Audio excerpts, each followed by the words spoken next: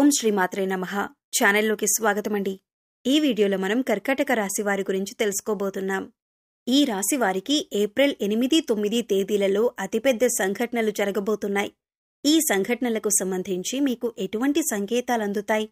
అలాగే ఎన్నో సంవత్సరాలుగా ఎదురుచూస్తున్న పని ఏ దేవత అనుగ్రహంతో పూర్తవుతుంది అనే అంశాలతో పాటుగా ఈ సమయంలో మీరు చేసుకోవలసిన దేవతారాధన, అలాగే పాటించవలసిన పరిహారాల గురించి ఈ వీడియోలో మనం వివరంగా తెలుసుకుందాం. కానీ అంతకంటే ముందుగా మీరు కనుక మన ఛానల్ని ఇప్పటి వరకు సబ్స్క్రైబ్ చేసుకోకపోతే సబ్స్క్రైబ్ చేసుకొని పక్కనే ఉన్న బెల్ ఐకాన్ నొక్కి ఆల్ సెలెక్ట్ చేసుకుంటే మేమిలాంటి వీడియోస్ అప్లోడ్ చేయగానే ముందుగా మీకు నోటిఫికేషన్ వస్తుంది. అలాగే వీడియోని ఎక్కడా కూడా స్కిప్ చేయకుండా చివరి వరకు చూస్తేనే మేమేం చెబుతున్నామో మీకు పూర్తిగా అర్థమవుతుంది. ముందుగా ఈ రాశివారి గురించి తెలుసుకున్నట్లయితే ఈ రాశివారు చాలా సున్నితమైన మనస్సును కలిగి ఉంటారు. ఎదుటివారు బాధల్లో ఉంటే వీరు వెంటనే రియాక్ట్ అయ్యి వారికి కావలసిన సహాయం చేస్తారు. అంటే అది మాట సహాయమైనా, ఆర్థిక సహాయమైనా వెంటనే సహాయం చేయటానికి ముందుంటారు. ఈ రాశివారికి అబద్ధాలు చెప్పటమన్నా, మోసం చేయటమన్నా అస్సలు ఇష్టం ఉండదు. అలాగే నా అనుకున్నవారు ఎవరైనా మోసం చేస్తే ఈ రాశివారు అస్సలు సహించలేరు. ఈ రాశివారు స్నేహితులతో అన్నీ షేర్ చేసుకోవటానికి ఇష్టపడతారు. పెద్దలంటే గౌరవ మర్యాదలను కలిగి ఉంటారు. ముఖ్యంగా ఈ రాశివారు గత కొన్ని సంవత్సరాలుగా ఎన్నో ఇబ్బందులు పడి ఉన్నారు. అది ఆర్థికంగా, మానసికంగా, అలాగే ఆరోగ్యపరంగా ఏదో ఒక అంశంలో ఇబ్బందులు పడుతూ వచ్చారు. కానీ ఇకపై మీకు అటువంటి ఇబ్బందులేవీ ఉండవు. మారుతున్నటువంటి గ్రహస్థితి కారణంగా మీరు గత కొంత సంవత్సరాలుగా పడుతున్న ఇబ్బందులన్నీ కూడా తొలగిపోతాయి. గతంలో మీరు చేపట్టిన ప్రతి పనిలో కూడా ఆటంకాలు కలిగిన సమయాలు కూడా ఉన్నాయి. కానీ ఇకపై మీకు సమయంలో ఆటంకాలు ఉండవు. మీరు ఎంతో కాలంగా ఎదురుచూస్తున్న మంచి సమయం వచ్చింది. ఆర్థికంగా నిలదొక్కుకోవటానికి కొత్త వ్యాపారం మొదలు పెట్టాలి అనుకున్నట్లయితే అది ఏ విధంగా చెయ్యాలో తెలియక ఇబ్బందులు పడుతూ వచ్చారు. కొత్తగా ఏ రంగంలో ఇన్వెస్ట్ చెయ్యాలి అనే ఆలోచన చేస్తున్నట్లయితే ఇది మీకు మంచి సమయంగా చెప్పుకోవచ్చు. ఎందుకంటే మీరు చేసే ప్రతి పనిలో కూడా విజయం సాధించే సమయమిది. అన్నింట్లో కూడా అనుకూలమైన ఫలితాలను పొందుతారు. అయితే కొత్తగా మొదలుపెట్టే వ్యాపారం గురించి అనుభవజ్ఞుల సలహాలు తీసుకోండి. ఇంట్లో మీ పెద్దల సహాయ సహకారాలు తీసుకొని వారి సలహాతో వ్యాపారాన్ని ప్రారంభించండి. నిరుద్యోగస్తులకు కూడా అనుకూలమైన సమయమని చెప్పుకోవచ్చు. ఎందుకంటే గత కొంతకాలంగా మీరు కోరుకున్న ఉద్యోగం లభించక ఎన్నో ప్రయత్నాలు చేసి విఫలమై ఉన్నారు. కానీ ఈ సమయం మీకు అనుకూలంగా ఉండటం వల్ల మీరు కోరుకున్న ఉద్యోగం మీకు లభించబోతుంది. ఈ సమయంలో మీకు వచ్చిన ఉద్యోగం పట్ల ఎక్కువ బాధ్యతలు కలిగి ఉండి ఇచ్చిన పని సమయానికి పూర్తి చేసి మీ నైపుణ్యాన్ని ప్రదర్శించండి. సహోద్యోగులతో ఎటువంటి గొడవలు లేకుండా చూసుకోండి. దీనివల్ల మీకు రాబోయే కాలంలో వారు మీకు సహాయపడతారు. ఈ రాశివారికి ఈ సమయంలో శివయ్య అనుగ్రహం ఉండటం వల్ల మీరు ప్రతి పనిలో కూడా విజయం సాధిస్తున్నారు. మీకు తెలియకుండానే శివయ్య మీకు ప్రతి పనిలో తోడుగా ఉన్నారు. శివయ్య ముందుండి మిమ్మల్ని నడిపిస్తున్నారు. అందుకోసం ఈ సమయంలో మీరు శివారాధన ఎక్కువ చేసుకోవటం వల్ల పరిపూర్ణమైన శివయ్య అనుగ్రహాన్ని మీరు పొందగలుగుతారు. ఇకపై మీకు ఏ అంశాల్లోనైనా ఎటువంటి లోటు ఉండదు. మీరు అనుకున్న పనులన్నీ కూడా సజావుగా సాగిపోతాయి.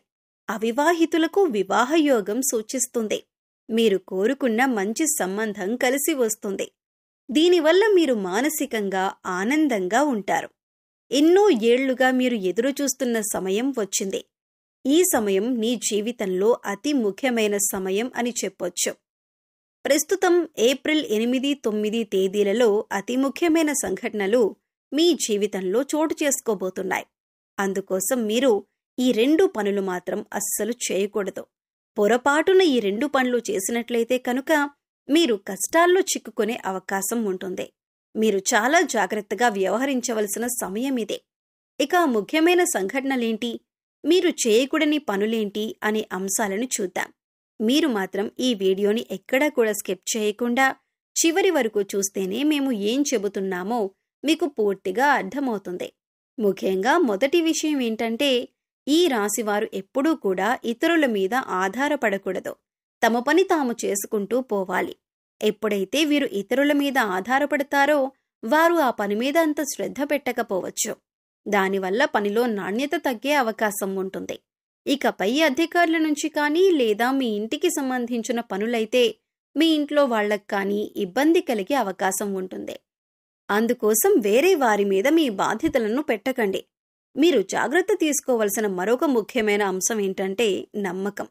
అందర్నీ నమ్మి మీరు చిక్కుల్లో పడే అవకాశం ఉంటుంది. కాబట్టి ఈ సమయంలో ప్రతి ఒక్కరిని నమ్మటం అనేది అంత మంచిది కాదు. ఇక ఎదుటివారిని నమ్మి వారిచ్చిన సలహాలను పాటించటం వల్ల అది మీ జీవితంలో ఎంతవరకు మంచి జరుగుతుంది అని బేరీజు వేసుకొని పనిని మొదలు పెట్టాలి. లేదంటే మీరు కష్టాలను కొని తెచ్చుకున్నట్లే అవుతుంది. ఇక ఇంట్లో పెద్దలు చెప్పిన సలహాలను పాటించటం వల్ల మీకు మంచి జరుగుతుంది తప్ప బయట వాళ్లను నమ్మి వారి మీద మీ పూర్తి నమ్మకాన్ని ఉంచి పనులు మాత్రం మొదలు పెట్టకండి. ఇక ముఖ్యమైన మరో అంశం ఏంటంటే, ఇప్పటిదాకా మీరు పడుతున్న కష్టాలన్నింటికీ ఫుల్ స్టాప్ పెట్టబోతున్నారు. ఎందుకంటే సాక్షాత్తు శివయ్య యొక్క అనుగ్రహం మీకు ఉంది. శివయ్య చల్లని చూపు వల్ల మీరు చేసే ప్రతి పని కూడా పూర్తవుతుంది. న్యాయానికి ధర్మానికి విలువనిచ్చి మీరు చేసే ప్రతి పని కూడా శివయ్య గమనిస్తున్నాడు. ఇక ఇప్పటికే ఉద్యోగం చేస్తున్న వారికి పదోన్నతి లభిస్తుంది.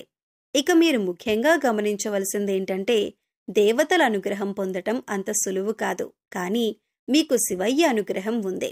అయితే శివయ్య మీ వెనకాలే ఉండి మిమ్మల్ని అనుగ్రహిస్తున్నాడు అనటానికి సంకేతం ఏంటి అంటే, మీకు కనుక ఉదయాన్నే బ్రహ్మముహూర్తంలో అంటే తెల్లవారుజామున 3 గంటల తర్వాత మెలకువ వచ్చినట్లయితే మీపై దేవతల అనుగ్రహం ఉందని చెప్పొచ్చు. అయితే ఈ సమయంలో మీరు బ్రహ్మముహూర్తంలో దైవనామస్మరణ చేసుకోవటం చాలా ఉత్తమం. ఇలా తరచుగా మీకు బ్రహ్మముహూర్తంలో మెలకువ వస్తూ ఉంటే దేవతల అనుగ్రహంతో త్వరలో మీరు ఉన్నత స్థితికి చేరుకుంటారు.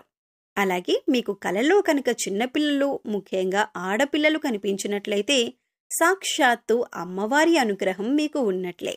కలలో ఆవు కనిపించినా, పాము కనిపించినా కూడా అవి శుభ సంకేతంగా చెప్పొచ్చు. ఇవన్నీ కూడా మీకు దేవత అనుగ్రహం ఉందని చెప్పటానికి సంకేతం. అందుకోసం మీ ఇంటిని ఎప్పుడూ కూడా పరిశుభ్రంగా ఉంచుకోండి.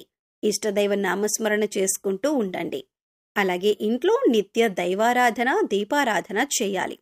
ఇక మీరు ఏదైనా పని మీద బయటకు వెళ్లేటప్పుడు ఎటువంటి ఆటంకాలు లేకుండా పని పూర్తవ్వాలంటే కనుక మీరు బయటికి వెళ్లేటప్పుడు మీ పర్స్లో కానీ లేదా హ్యాండ్ బ్యాగ్లో కానీ 2 పువ్వున్న లవంగాలు తీసుకువెళ్ళండి. అలాగే ఆ పని పూర్తయి తిరిగి వచ్చిన తర్వాత ఇంటి బయటే ఆ 2 లవంగాలను తీసి పడేయండి.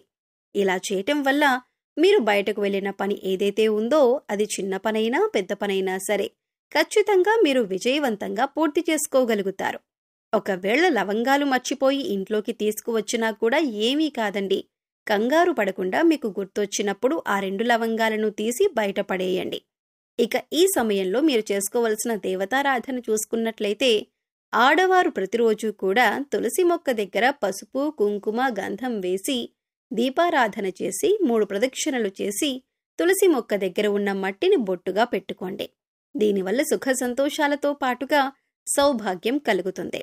ప్రతినిత్యం నవగ్రహ స్తోత్రాలను చదువుకోండి. అలాగే హనుమాన్ చాలీసాను రోజుకి 3 సార్లు పఠించండి. ప్రతి శుక్రవారం లక్ష్మీదేవికి విశేషంగా పూజ చేయండి. మీకు సమయం ఉన్నప్పుడు శివనామస్మరణ చేసుకోండి.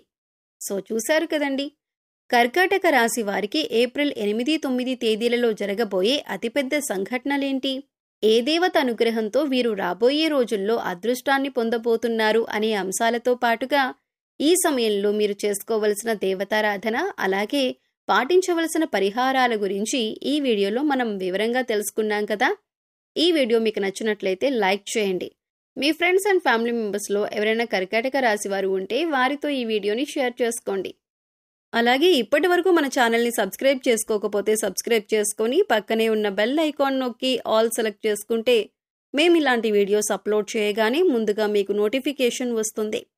మరొక చక్కటి వీడియోతో మళ్ళీ కలుద్దామండి. ఓం శ్రీ మాత్రే నమః.